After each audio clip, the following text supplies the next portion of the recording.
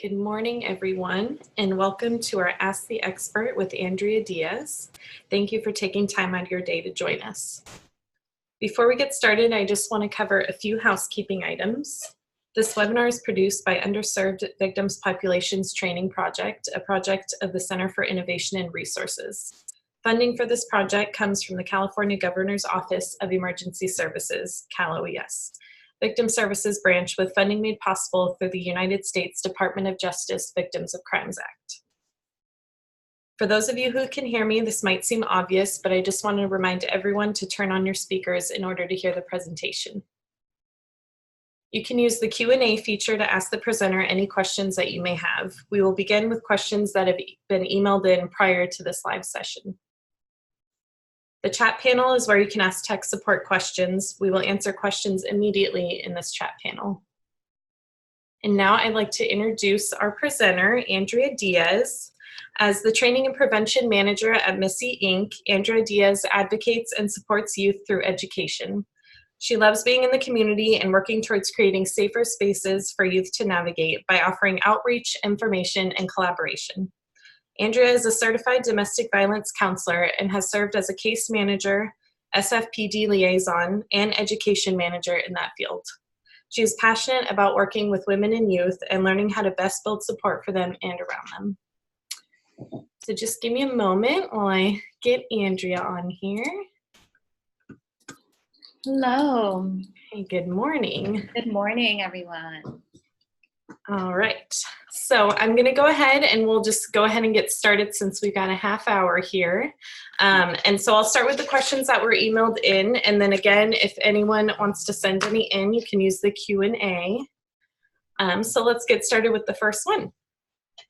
So what are best strategies to connect with youth as CPS social workers? And some examples they gave were like specific wording, if you should correct a youth when using terminology of like, say, boyfriend versus PIM. I think definitely those are some great examples to start off with. And, you know, one of the big ones is definitely not correcting youth when they refer to somebody as their boyfriend or if that's their friend, but we know that that's maybe who's the one that's on the pathway to exploitation, letting them be the ones that name the people in their life. To us, we might very clearly see the exploitation, we might very clearly see the abuse, but all we're gonna do is kind of create a wall between that young person and ourselves. Because I think anybody, if you were telling me a problem or something that was happening within a relationship and I started criticizing that person, we're automatically going to get defensive. There's one thing that if I say my mom's being out of control and mean, and there's another thing if you tell me my mom's being out of control and mean, especially if I barely know you. So just knowing that it creates walls when we correct youth, them coming to their own understanding. Some of it may also be a safety piece. Youth might be aware that that's their exploiter, but that's who maybe they have to go home to tonight. And it's a lot easier to think you're going home to your boyfriend than to think that you're going home to your pimp. So some of that might also be some safety pieces and allowing young people to hold those pieces if they need them. We can talk about, saying like, how do you feel about this relationship? And is there anything about the relationship that you don't like? Is there anything that you're concerned for? And start those conversations and opening that up for them, but telling them what is happening usually results in them just not wanting to engage with us and not wanting to continue to share what's happening for them. So I would say just some great ways to engage with young people is just asking them questions, letting them lead you and letting them guide you. If there's something that's popping up for them, it's probably because they want you to ask a little bit more. If they kind of make little comments, it's probably because they want you to dig in a little bit more and ask them for more questions. And knowing that there's usually other needs that also need to be met. And that's a great place to start. So just making sure that they're being fed, and if they need some of those other things. Do you have water? Did you need a cup of tea? Did you need some juice right now? Are you hungry? Can just be good ways that you're showing that you actually care about their well-being.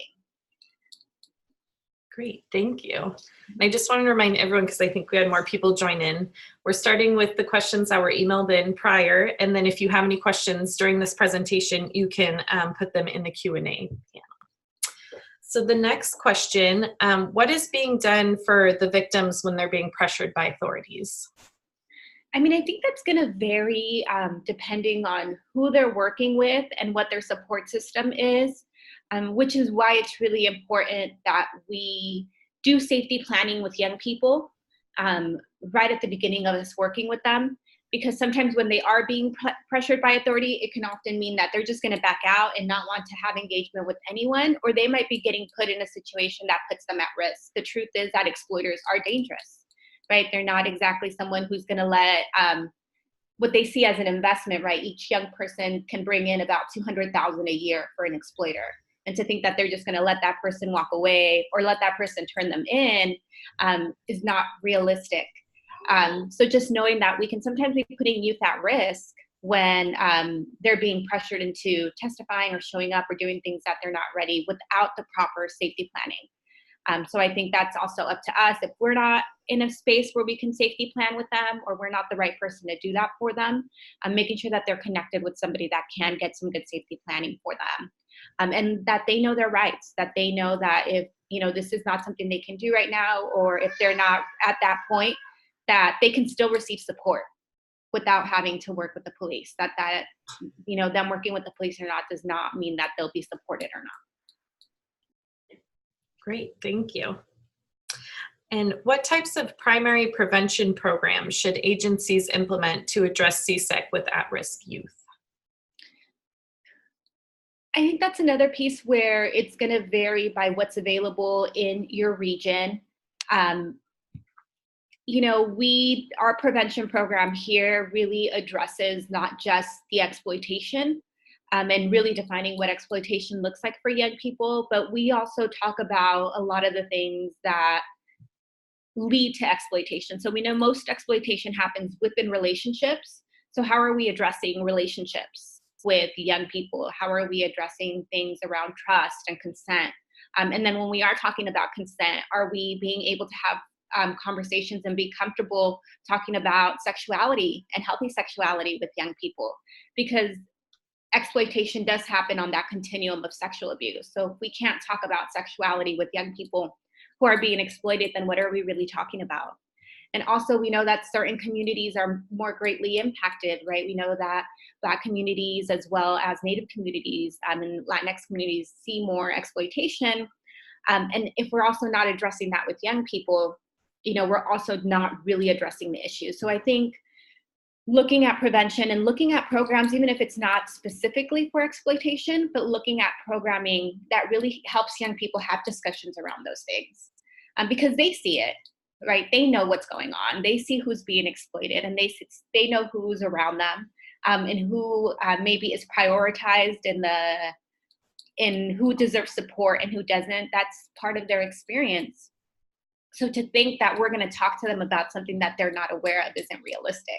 We're just avoiding what they already know, and then they're making up their own conclusions of it, not maybe having a full understanding. So I think things that really allow young people to have conversation around all these different issues, and us as providers feeling comfortable having these conversations with them, especially if they are coming up or if they are showing up for them. Great, thank you. And kind of along with that question, do you have any resources for trafficked youth that are available either in your area or throughout the state? Or yeah, so like I said, we do have a prevention. It's currently we developed it over the summer, and we've been doing some trial runs with some high school students as well as some of the youth we work with in our programs. So we are finalizing that prevention. So we are available to do prevention work. I'm happy to come out. Generally, we work with in a 90-mile radius. Our prevention work does usually come at no cost. But I do know that there's other programs like Word on the Street, that's available. I do think they also have the availability for Train the Trainer, so you can take some of their programs and get trained on them. There's another one, I think it's called Ending the Game, and I think that one's not prevention, that one's intervention, but that's another piece as well that can be supportive. Okay, great, thank you for those resources. Mm-hmm. So again, if you have any questions, go ahead and use the Q&A panel. I'll move on to our next one. So what is the role of a CPS social worker when initially engaging with youth identified as at risk of CSEC when the parent is protective? I mean, I think if the parent is protective, and I mean, that can show up in a lot of different ways. Um, but also maybe having genuine conversations with the young person, because why is that parent being protective? Are they just protective because their child's been identified, or are they part of the exploitation and they don't want that child to disclose? So while it's really important to support that parent, also knowing that if they're not wanting to support what's going on, also knowing that there are some pieces, and then connecting that parent with support, right? There are sometimes places out there connecting them with some education. So even if it's a website that they can read on, because there is, I'm sure, some guilt and some shame pieces that get attached to for parents. So then they feel like, well, if I am over engaged, maybe I can stop this. And having them understand that it's not as simple as like picking up a child and moving them or locking them up in a room and then it's going to all get better. So making sure that they're also having some support if they need that.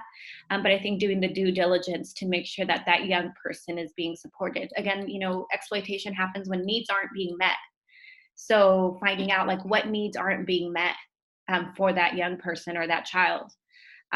So that in that way, maybe we can step in, and if that parent is supportive and willing to, work with them, maybe finding ways to meet those needs within that relationship.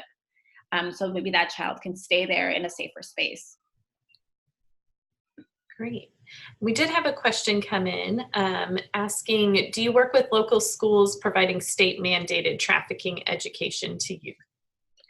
I do. So I am lucky enough to be able to work with a lot of the Oakland schools. We're located in Oakland, California. So I get to work closely with a lot of the schools here in Oakland. I'm mostly in high schools, but I have had the opportunity to go to a couple middle schools and then a few other schools here within the Bay Area. Also have us working with them. Unfortunately, we haven't gotten to the point where we are connected from like the school top and then being able to go out and making sure we're hitting every single student, which is the goal and it is what we hope to move towards. But at the time, I think within like a 5-month period, I reached almost 500 students. So we're definitely moving towards that space, and we're hoping to keep on growing that out. That's great. Thank you. Mm-hmm. Move on to our next emailed question. Someone asked, how can I develop a better working relationship with my local departments to provide services? I think showing up, just showing up, being open to have conversations, introducing yourself, letting people know what is the work you do and how you can support their work. So sometimes that takes doing some research, or it takes setting up a meeting to really understand what that department's kind of breadth of work is and what they can do and what they can't do. And that allows us to be able to then figure out where we can step in and where we can't. Being willing to, have conversations with them about, that can be sometimes difficult, of like maybe what young people's experiences have been with their department and how do we, create better situations for young people. Because ultimately, if young people don't want to work with certain organizations or departments, it doesn't matter if we have a good working relationship with them. But I think also really understanding their systems and really understanding how they operate. That way, when you're telling a young person that they can get support, you're actually giving them accurate information of how they can gain support. And I always think it's about the people. So it's not about maybe knowing the whole department. It's about knowing and having a good relationship with one person in that department and in that area. And then that way that can be your point of contact, and they can do warm handoffs when you need to work with other people within those departments. Great. Thank you. Let's see, we had a couple questions sent in. So one person asked, are you able to travel to other communities and provide professional development? Yes, I am. Mm-hmm. Perfect. And we should have, if we don't, I can email out your information. Yeah, that'd be great. So we can get a hold of you. And then we had another one. What are steps youth shelters can take to minimize CSEC exposure in-house, especially around the area of recruitment? Mm-hmm. And then kind of a second part, what do you think are the right steps to address possible recruitment in shelters? Mm-hmm. I mean, I think having some policy around it so that youth have an expectation that recruitment isn't allowed and isn't acceptable. Um, and then having some sort of systems where we can address it, but then that does not mean that the young person who's recruiting automatically gets kicked out. Right? Because we know that the recruiter themselves are usually being exploited as well. They too are victims. So what is the restorative piece for that person to still be able to receive services, but be aware that this needs to be a safe space. And if people are coming here for safety, they can't come here and then be faced with like the opportunity of exploitation again. So I think, first of all, just being very clear about what our expectation is for them. And then holding them to that. You know, I think outcome expectation can lead to that, really sets us up for the outcome. So if we don't expect them to have that, they're going to continue to do those things. And just knowing that, you know, young people aren't necessarily mean-hearted. It's not that they think that, oh, I'm going to get this person to do this because I have to. Sometimes it's like, well, you know, they're having a bad day and I know they don't have anywhere to sleep and they've been on the street for 2 days. I know that I can help them get off the street for the night.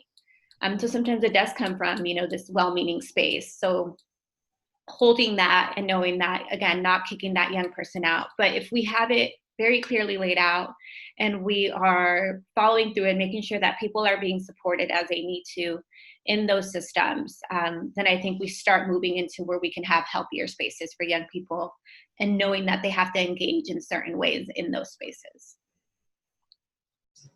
Thank you. And we have another question about support. So how to support youth who, due to our mandated reporting status, do not want to disclose around traumas for fear of consequences? Mm-hmm. I think being really honest with them. I think that that's always a hard piece. We know that when we are honest and we tell young people like, hey, if you tell me these things, that means I'm going to have to make a phone call. But that's the beginning of it. You know, again, if we're not disclosing these pieces because we know they're not going to tell us, and then they do tell us, and you know, the truth is that in our eyes, we might be helping them, but for them, like the fallout of that report can feel like so much greater, right? And it sometimes is, right? Maybe their exploiter was like, well, if you report me or if you don't show up, I'm going to kidnap your baby sister, or I'm going to come after your family, or whatever it may be, and how that then to create more problems for that young person. So then being fully aware, because then again, that brings us back to safety planning. If I am going to report this, or if this is going to get reported, what do we need to have in place for you and the people that you care about to be safe, right? How do we move forward? And letting that be a conversation and letting that be their decision.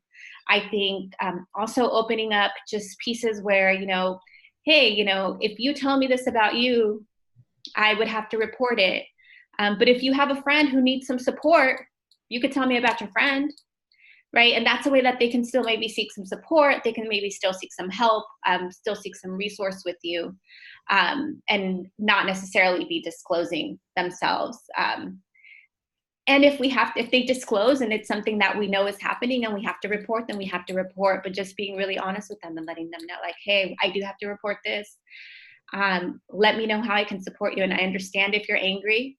And I understand if maybe you don't want me to help you, right? Kind of recognizing that sometimes we may not be the best person to support them at that point anymore. Calling in another organization, or if there's somebody else that can come in and support, so those relationships aren't completely lost and those bridges aren't burned. Thank you. Mm-hmm. And then a question on if you have any ideas on how should parents be supported once their child is identified as CSEC, both short-term and long-term?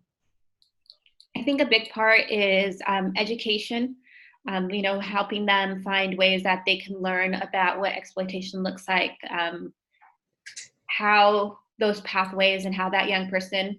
I know that there are a few support groups that have popped up. I know that there's one here in the Bay Area. It happens once a month. I'm not really sure about in other areas, but I do know that they are starting to happen. So knowing that there is some support for parents, or if that's something that our programs have the capacity to hold, knowing that those can be really helpful. And we're developing a support group, and part of our support group is going to be about an hour worth of education. So parents understand what exploitation looks like, and then about half an hour of support group. So then that way they're getting both sides of that that we think are important. I think if they themselves need any support around therapy, any support groups, anything like that, trying to connect them as best we can to that, I think is really important. And then keeping them engaged, if it's safe and if it's part of what can be keeping that parent engaged to where that child is going, what is going on with them, and helping support that relationship between both of them can be really important. A lot of our young people definitely have relationships, whether it's with a parent, whether it's with a grandparent, maybe it's an aunt, and it's not always supported. And then that adds like this level of stress and what sometimes is trouble for them because they don't want to say they're going to their grandma's house because they're not supposed to, or they're not, they were told they can't go there right now. And so finding how do we help with that and keep everybody safe and keep everybody in that. But if young people are doing it anyways, how can we do it in a way that's healthier for them? Great. Yeah, and you talked about how in that group, you might talk about what exploitation looks like. So we had a question related to that. How should we articulate possible concerns of CSEC youth to youth, parents, and schools? So maybe if you could talk about some of those red flags that you'd be looking for. Definitely when a young person starts just kind of disappearing for a couple of days at a time, whether they're just like not coming home and not telling anybody, or if they're not showing up in school for a couple of days at a time. Those are always kind of like those things that make us want to ask a little bit more questions. If a young person is all of a sudden showing up with new clothes or new shoes or new things or all these new experiences, right? Where they're going out to eat and they're going out to local amusement parks and you're like, where is this money coming from? And there's really no explanation. That's also, I think, a red flag of that grooming process that's often happening and the leading into exploitation. Tattoos, like the big visible tattoos, especially if they're kind of coming out of nowhere. If there's multiple of the same tattoo, that's usually a sign. So you'll often see those on the neck, the back of the neck, on the face, on the forearm. And they're put there, in very visible places on purpose. They're, the marking the territory piece, like this is mine, and the making the young person a product. So those are, I think, all pieces that can come up for that young person. I think also really big changes in that young person's maybe reactions. So if they used to be very talkative and all of a sudden they're not wanting to engage at all, or if they were very quiet and all of a sudden they're fighting with everybody, along with some of those other pieces, they can make us curious. And I think whenever we're looking at red flags, they should really not spark us into judgment or labeling, but I think they should make us curious. Because even if that young person isn't being exploited, there probably is something happening if some of these things are showing up. So at least having conversations and being curious about what's going on with that young person can lead us to supporting them. Thank you. We had a question. Let's see. How can we do more for our young men who might be going down the path of becoming an exploiter or who is actively exploiting or recruiting outside of reporting to law enforcement? Unfortunately, there's not a lot of programming on that end at this point.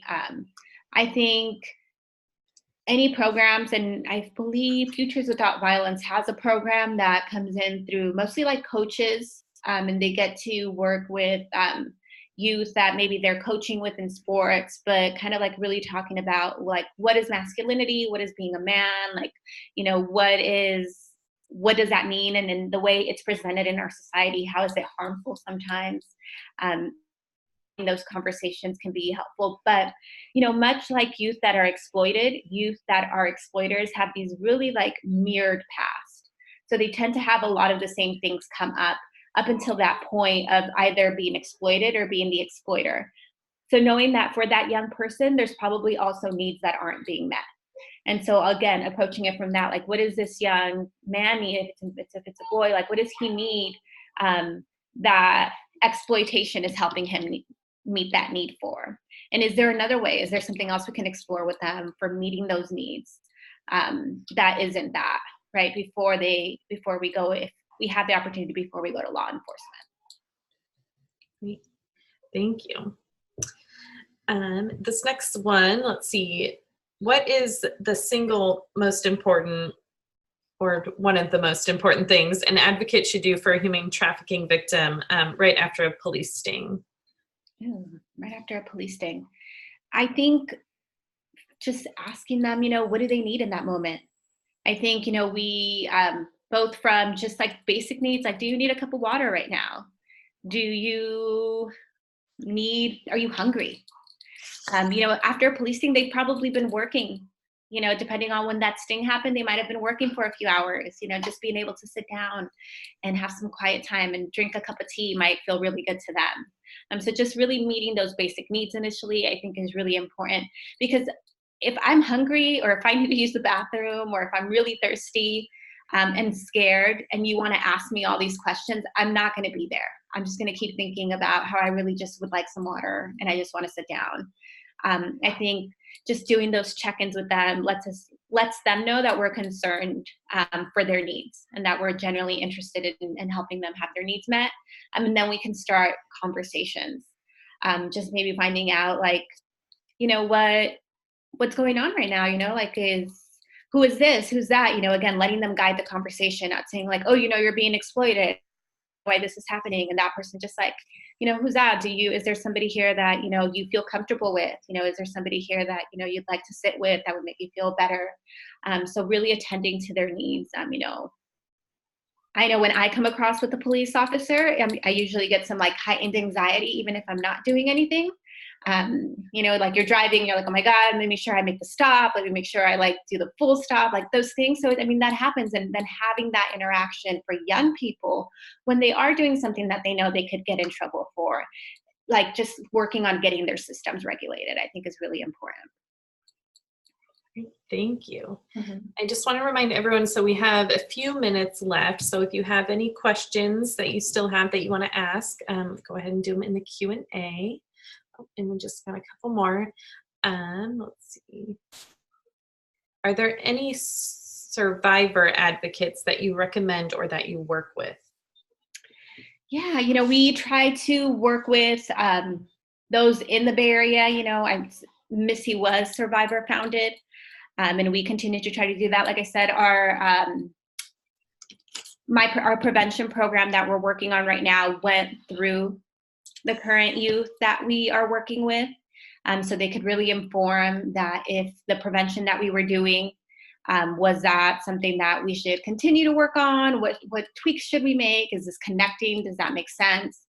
We really allow them to come in and let us know how we can move forward on some of those things.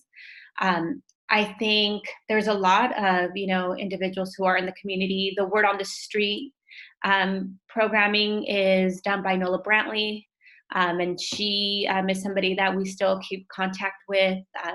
She does trainings throughout the Bay Area as well as the Ending the Game. That's another survivor-led program.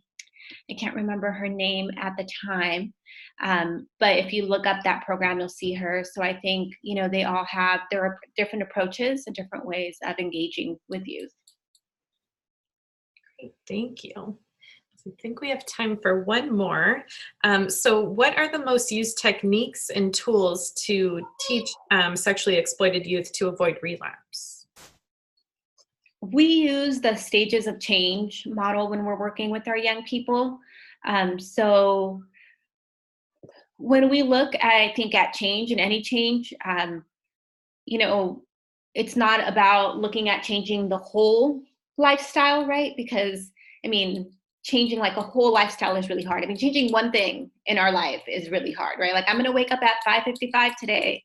And then if I try to do like 50 other things with that, it's going to be really difficult. So really addressing with one change at a time and supporting them all the way through. Also addressing like, what are the things that put you at risk? When are you most likely to feel like you would want to be engaged? Is it when you're not feeling like you're being emotionally supported? Is it when finances get really difficult? In the Bay Area, it's really expensive to live here. So what are all the different ways that we can support you in these spaces that you feel vulnerable so that we don't relapse? And if you do, we all do it, we all do it. There's a reason why, some of us have had maybe the same New Year resolution for the past 7 years, because change is hard. So I think not focusing only on not relapsing, but focusing on all the different changes that have to take place for that young person to be able to completely lead the life. And how are we supporting all those things? And how are we celebrating, okay, maybe you went and did this, but you've also been doing this really, really well. So how do we get you back into the whole groove of things? So really having some really good systems for recognizing when they are starting to feel triggered and feeling like they want to go back, and then having some really good systems for reconnecting so they can then find their path back into that system of change. Great. Well, thank you so much, Andrea. That went by quick, and we're unfortunately out of time. But thank you so much for answering all of those questions. And I know you said you're okay if I send out your email, and if people have any other questions, I can get them into contact with you. That would be wonderful. Thank you. All right, perfect. Well, thank you so much, and thank you to our participants for being on. Have a good day. You too. Bye.